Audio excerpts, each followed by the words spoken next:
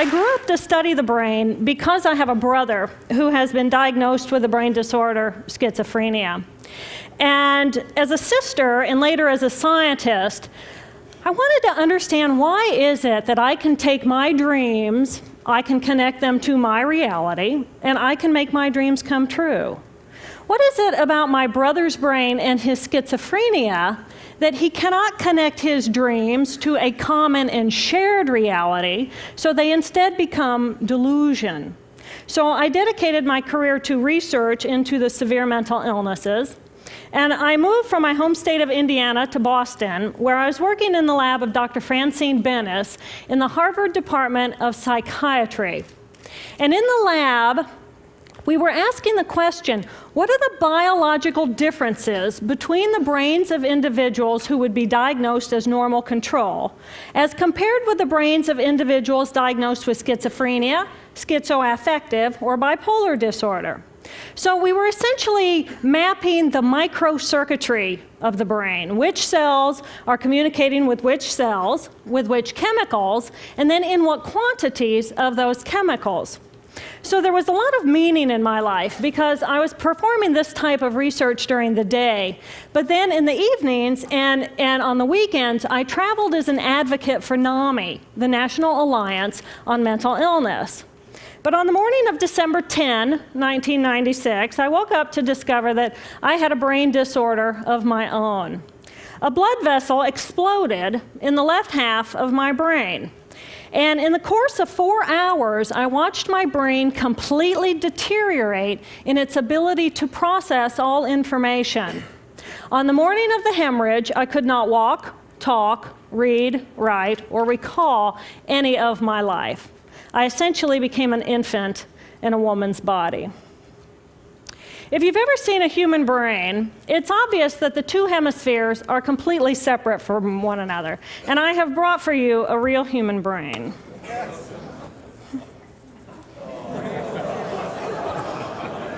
Thank you. So this is a real human brain. This is the front of the brain, the back of the brain with the spinal cord hanging down. And this is how it would be positioned inside of my head. And when you look at the brain, it's obvious that the two cerebral cortices are completely separate from one another. For those of you who understand computers, our right hemisphere functions like a parallel processor, while our left hemisphere functions like a serial processor. The two hemispheres do communicate with one another through the corpus callosum, which is made up of some 300 million axonal fibers. But other than that, the two hemispheres are completely separate. Because they process information differently, each of our hemispheres think about different things, they care about different things, and dare I say, they have very different personalities. Excuse me. Thank you. It's been a joy. Our right human hemisphere is all about this present moment. It's all about right here, right now. Our right hemisphere, it thinks in pictures, and it learns kinesthetically through the movement of our bodies. Information in the form of energy streams in simultaneously through all of our sensory systems, and then it explodes into this enormous collage of what this present moment looks like, what this present moment smells like and tastes like, what it feels like, and what it sounds like.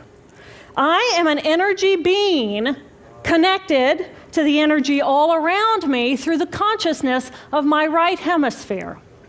We are energy beings connected to one another through the consciousness of our right hemispheres as one human family. And right here, right now, we are brothers and sisters on this planet, here to make the world a better place. And in this moment, we are perfect, we are whole, and we are beautiful. My left hemisphere, our left hemisphere, is a very different place.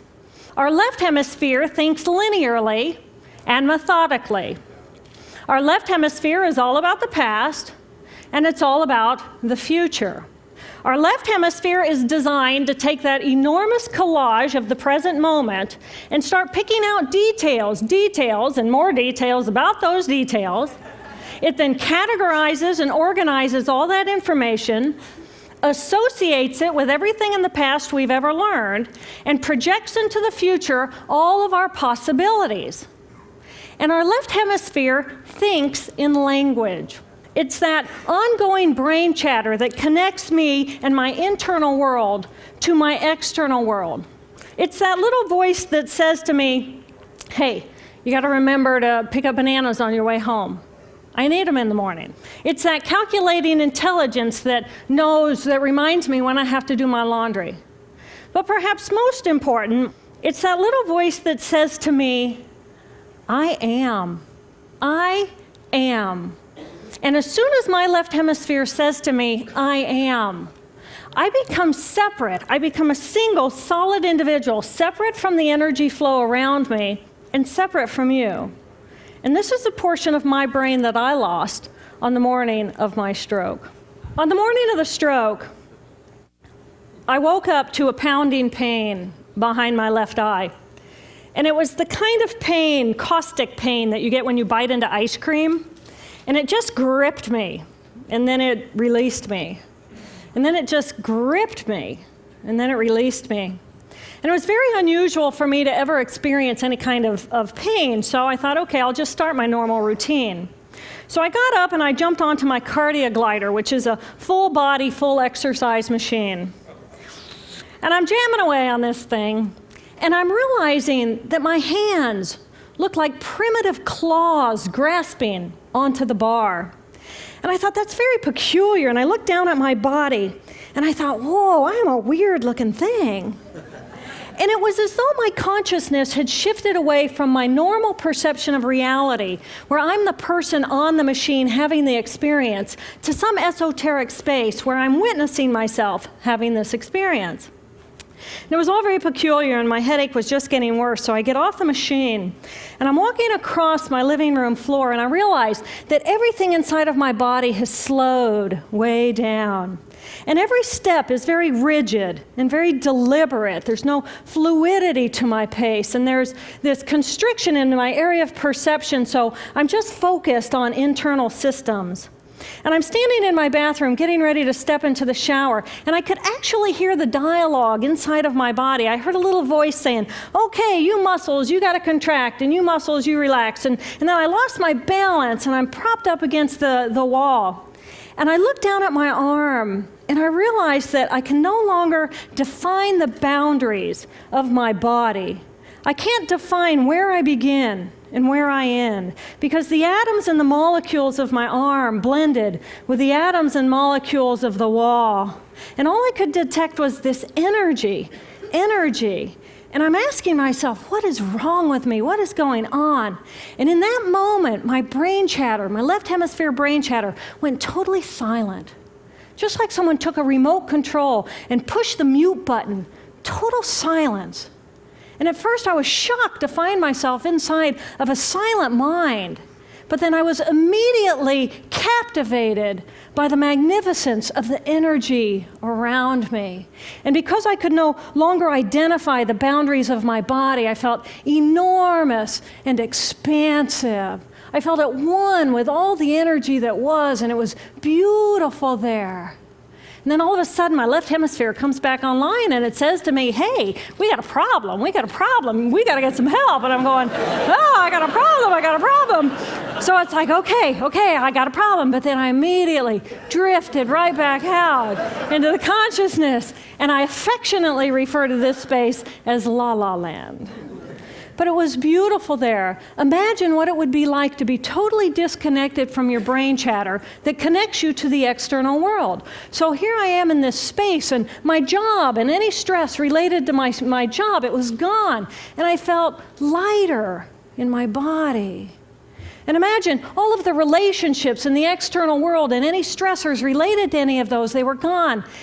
And I felt this sense of peacefulness. And imagine what it would feel like to lose 37 years of emotional baggage. Oh, I felt euphoria. Euphoria. It was beautiful there. And then again, my left hemisphere comes online and it says, hey, you've got to pay attention. We've got to get help. And I'm thinking, I got to get help. I got to focus. So I get out of the shower and I'm mechanically dressed and I'm walking around my apartment and I'm thinking, I got to get to work. I got to get to work. Can I drive? Can I drive? And in that moment, my right arm went totally paralyzed by my side. Then I realized, oh my gosh, I'm having a stroke. I'm having a stroke. And then the next thing my brain says to me is, wow, this is so cool. This is so cool. How many brain scientists have the opportunity to study their own brain from the inside out? And then it crosses my mind, but I'm a very busy woman. I don't have time for a stroke. It's like, okay, I can't stop the stroke from happening, so I'll do this for a week or two, and then I'll get back to my routine. Okay, so I got to call help. I got to call work. I couldn't remember the number at work. So I remembered in my office I had a business card with my number on it. So I go into my business room, and I pull out a 3-inch stack of business cards, and I'm looking at the card on top. And even though I could see clearly in my mind's eye what my business card looked like, I couldn't tell if this was my card or not, because all I could see were pixels.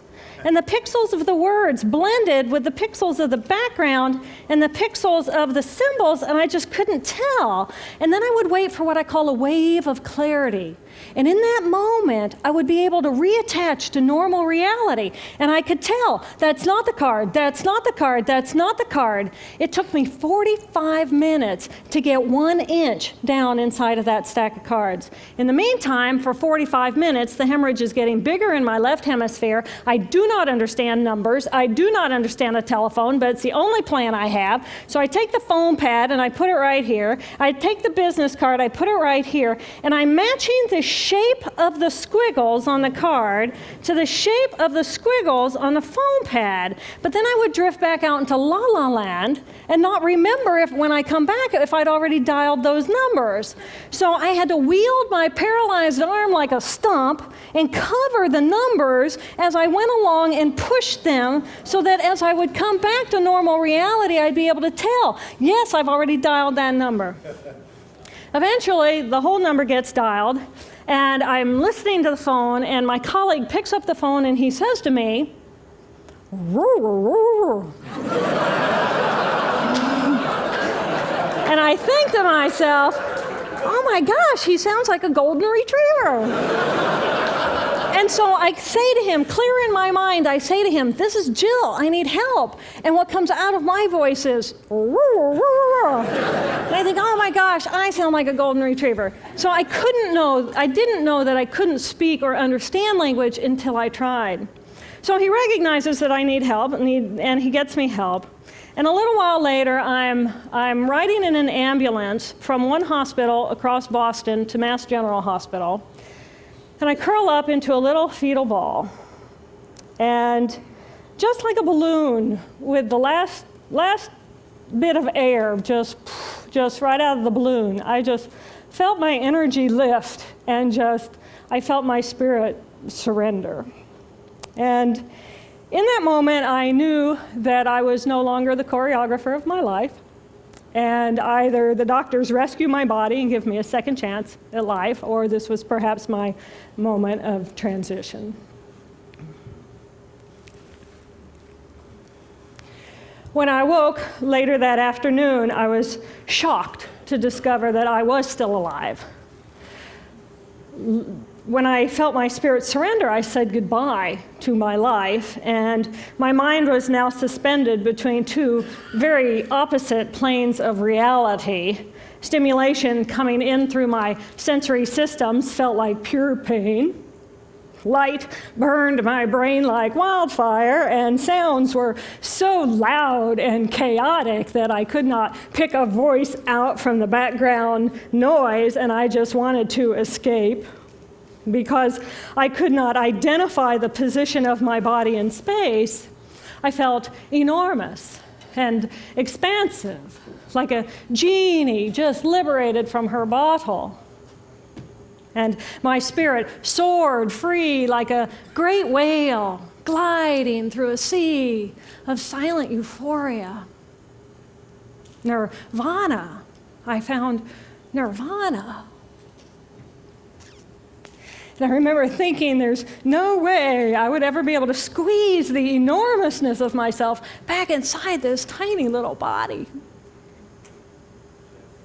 But then I realized, but I'm still alive.